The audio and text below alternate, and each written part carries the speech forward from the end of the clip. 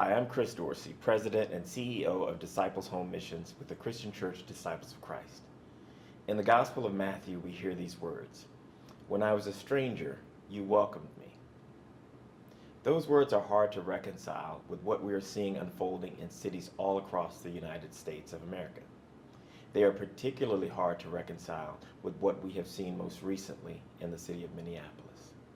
The brutal killing of Renee Nicole Good by Immigration and Customs Enforcement officers and the ongoing violence being committed against other unarmed persons in and around the city of Minneapolis is abhorrent. It stands in stark contrast with the values and beliefs that we as Christians hold sacred. Today is Martin Luther King Jr. Day. It is a day that we commemorate the birthday of one of the world's most strident advocates for human rights.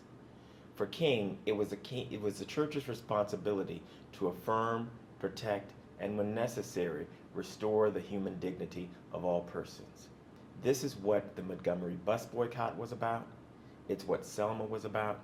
It's what the March on Washington was about. And the struggle continues.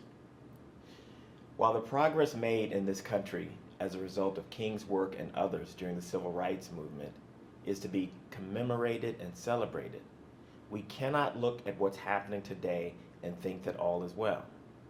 The progress that has been made in some areas is being drastically reversed. Once again, the dignity of the vulnerable is being threatened and undermined by government agencies and by reckless leaders.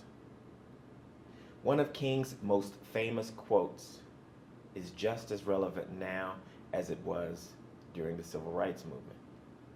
King said, "We are caught in an inescapable network of mutuality, tied in a single garment of destiny. Whatever affects one directly affects all indirectly." What is happening to immigrants across this country affects us all. What happened to Renee Nicole Good affects all of us. What is happening to protesters and others standing up for the rights of the vulnerables affects all of us. It is clear to most of us where King's attention would be focused today if he were still alive.